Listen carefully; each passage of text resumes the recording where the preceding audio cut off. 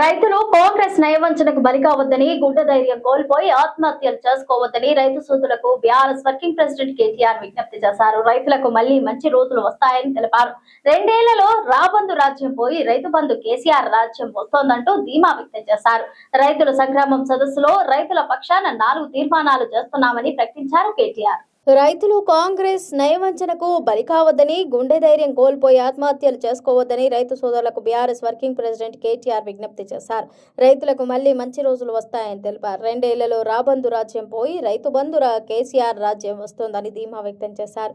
రైతు సంగ్రామ సదస్సులో రైతుల పక్షాన 4 తీర్మానాలు చేస్తున్నామని ప్రకటించారు.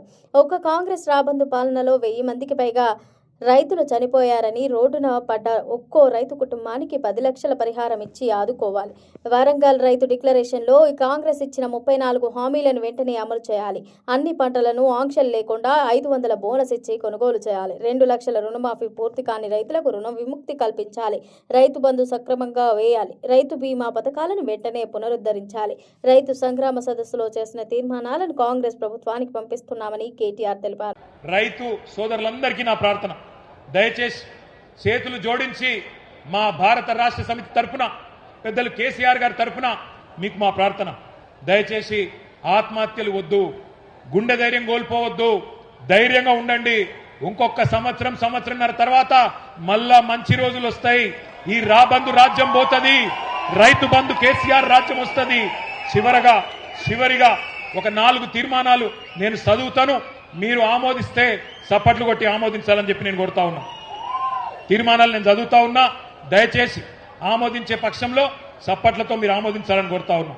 అన్నదాతలకు వెన్నుపోటు పొడిచిన కాంగ్రెస్ గవర్నమెంట్ దుర్మార్గమైన తీరును నిరసిస్తూ ఈ ఓరుగల్లు సాక్షిగా మన రైతు సంగ్రామ సదస్సు 4 తీర్మానాలు చేస్తున్నది.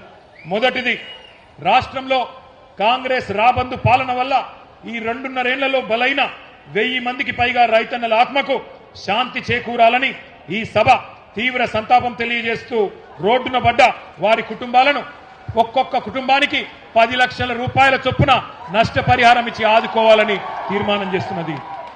రెండవది, వరంగల్ వేదికగా కాంగ్రెస్ ప్రకటించి దగా చేసిన రైతు డిక్లరేషన్లోని 34 హామీలను ఇప్పటికైనా సంపూర్ణంగా అమలు చేయాలని, లేకపోతే ముఖ్యమంత్రి మంత్రులు తెలంగాణ ప్రజాక్షేత్రంలో తిరగలేరనే విషయాన్ని కూడా గుర్తుపెట్టుకోవాలని ఈ సభ మీ హర్షధ్వానాల మధ్యన, మీ చప్పట్ల మధ్యన తీర్మానం చేస్తున్నది.